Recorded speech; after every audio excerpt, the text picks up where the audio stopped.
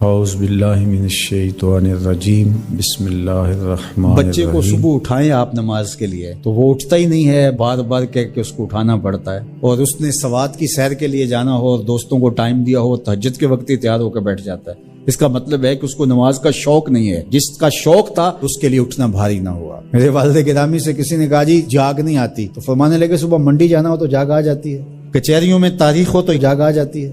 منڈی جانا یہ تمہاری بدنی ضرورت ہے، بچوں کے پالنے کے لیے، اپنی ضرورت کے لیے۔ کچہریوں میں جانا خوف ہے، نہ گیا تو میرے خلاف فیصلہ ہو سکتا ہے۔ تمہیں نہ امید ہے اللہ سے اور نہ اس کا خوف ہے، تو پھر کیسے جاگ آئے؟ یہ مان لیا کہ صبح کا اٹھنا، سحری کا اٹھنا نفس پہ شاک ہے، لیکن اگر کسی کی زندگی کی لذت اس میں رکھ دی گئی ہو، راہ خدا میں تکلیف اٹھانا مشکل صحیح لیکن زندگی کا سرور اس میں رکھ دیا گیا ہو، وہ مزہ دیا تڑپ نے میری آرزو ہے یا رب، میرے دونوں پہلوؤں میں دل بے قرار ہوتا۔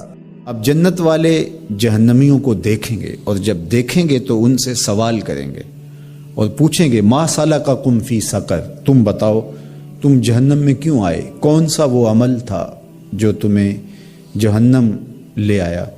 تو وہ جو جواب دیں گے وہ سنیے، اور میں اور آپ اپنا محاسبہ کریں اور اپنے اعمال کی درستگی کے لیے کوشاں ہو جائیں۔ قالو، اہل دوزخ بتائیں گے لم نکو من المصلین، ہم نماز نہیں پڑھا کرتے تھے۔ آج آتش دوزخ میں جلنے کا سبب یہ ہوا کہ ہم رب کے حضور سر بسجود نہیں ہوتے تھے، ہم اس کے حضور جھکتے نہیں تھے، ہمیں توفیق نماز نہیں تھی۔ اللہ اکبر۔ تو نماز دخول جنت کی ضامن ہے، اور نماز کو ترک کرنا جہنم میں جانے کا ذریعہ اور سبب ہے۔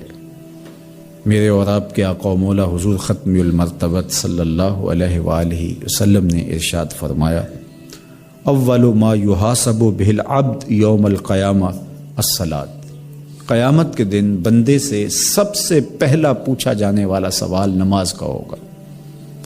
اور پھر ارشاد فرمایا کہ فَإِن صَلَحَتْ صَلَحَ لَهُ سَائِرُ عَمَلِهِ وَإِن فَسَدَتْ فَسَدَ سَائِرُ عَمَلِهِ، اگر اس کو اس سوال کا جواب آ گیا، اگر سب سے پہلے جو اس سے حساب لیا جائے گا اس حساب میں وہ پورا اتر گیا تو باقی معاملے بھی ٹھیک ہو جائیں گے، اور اگر یہی خرابی آ گئی تو پھر باقی سارے معاملات بھی خراب ہی ہوں گے۔ تو پہلا پوچھا جانے والا سوال نماز کا ہے۔ روز محشر کے جاں گداز بود، اولین پرسش نماز بود۔ وہ حشر کا دن جو کہ جان کو پگھلا دینے والا ہوگا، اس دن سب سے پہلی پرسش، سب سے پہلا سوال نماز کا ہوگا۔ تو میں اور آپ دیکھیے کہ ہم اللہ کے حضور پیش تو ہونا ہے، تو کیا ہم اس کی تیاری کر چکے ہیں؟ اس سوال کا جواب ہم اپنے رب سے دے پائیں گے؟ اور اگر ہم بالکل اس کے جواب کی کوئی صورت نہیں رکھتے اپنی عملی زندگی میں، تو پھر کیا آخرت اور جو آنے والا سخت دن ہے یہ کوئی افسانہ ہے کہ ہم بس اس کو سن کے آگے گزر جاتے ہیں؟ یہ امر واقعی ہے، یہ ہونے والا ہے۔ تو ہمیں اس سوال کا جواب تیار کرنا ہوگا۔ جب امام جو ہے وہ خطبہ ختم کر رہا ہو تو لوگ مسجد میں آ رہے ہوتے ہیں، اور پھر بہت جلدی نکلنے کی ہوتی ہے۔ امام کے ممبر پر بیٹھنے سے قبل مسجد میں آنے کا رجحان پیدا کرنا چاہیے۔ فرمایا گیا کہ جو شخص جمعۃ المبارک میں سب سے پہلے آتا ہے اس کو ایک اونٹ ذبح کرنے کا ثواب نصیب ہوتا ہے، جو اس کے بعد آتا ہے اس کو ایک گائے ذبح کرنے کا، پھر ایک بکری، اور جب امام ممبر پہ بیٹھ جاتا ہے پھر رفع الکلام کلمے اٹھا لی جاتی ہیں۔ پھر اس کے بعد عام جو ثواب ہے وہی مرتب ہوتا ہے، وہ جو خاص ثواب ہے اولیت کا وہ پھر اٹھا لیا جاتا ہے۔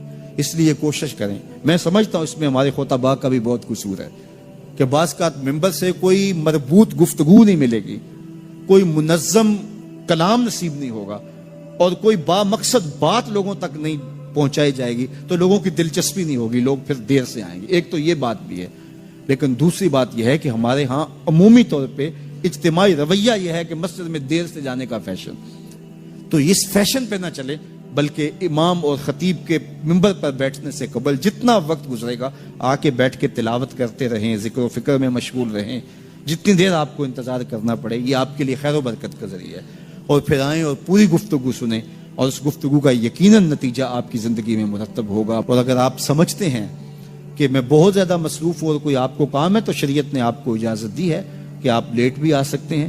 لیکن اذا نودی للصلاۃ من یوم الجمعۃ فاسعوا الی ذکر اللہ وذروا البیع، وہ حکم دیا گیا جب جمعے کی اذان پکاری جائے تو اس کے بعد پھر آپ کاروبار نہیں کر سکتے، پھر کاروبار کرنا حرام ہو جاتا ہے آپ کے اوپر. وذروا البیع، پھر خرید و فروخت چھوڑ دو، پھر تم چل پڑو اللہ کے ذکر کی طرف، پھر تمہارے اوپر لازم ہے کہ تم ذکر کی طرف چل پڑو. تو اس لیے اس سہولت سے ہمیں فائدہ حاصل کرنا چاہیے کہ اگر ہم خطبہ پہلا چھوڑتے ہیں اور دوسری اذان یہ اذان ہے جس کے بعد کاروبار کرنا حرام ہے، اذان ثانی ہے، یہ سہولت کے لیے پہلا وقت اجمیوں کے لیے ہے تاکہ جو ہے وہ اردو میں یا اپنی زبان میں اجمی زبان میں بھی کچھ کلام سن سکیں. تو اس لیے ہمیں یہ سہولت دی گئی ہے، وہ بہت ضروری کام ہو. تو دین سیکھنے کا یہ کتنا خوبصورت موقع ہے. ہر جمعے آپ کو کسی نہ کسی موضوع پہ ایک خطیب لیکچر دیتا ہے، بات سناتا ہے، اور ایک موضوع پر مختلف احادیث قرآنی آیات کو پڑھ کے مطالعہ کر کے نتیجہ نکال کے آدھے گھنٹے میں پونے گھنٹے میں آپ تک ایک پورا میسج ڈلیور کرتا ہے. تو اس لیے اس کو بھرپور حاصل کرنے کے لیے اور اپنی نسلوں کو دین سے جوڑنے کے لیے یہ اسلام آج بھی بہت سارے مشقتیں اور بہت ساری سازشوں کے باوجود یہ قائم ہے، اس لیے کہ اس نے خوبصورت ہمیں نظم دیا ہے. محلے کی سطح پہ 5 گانا نماز ہے، علاقے کی سطح پہ جمعہ ہے، سالانہ شہر کی سطح پر 2 عید کے اجتماع ہیں اور عالمی سطح پہ حج کا اجتماع ہے. تو یہ ایک نظم ہے جو ہمیں دیا گیا اور یہ ہمیں جوڑے رکھتا ہے اور یہ ہماری وحدت کی علامت ہے. اللہ تعالی ہمیں 5 گانا نماز کی توفیق عطا فرمائے اور اہتمام کے ساتھ نماز جمعہ کی توفیق عطا. ایک حدیث میں آتا ہے جس نے 3 جمعے بغیر کسی عذر کے ترک کر دیے اس کے دل پر نفاق کی مہر لگا دی جاتی ہے. اللہ ہمیں محفوظ فرمائے. وآخر دعوانا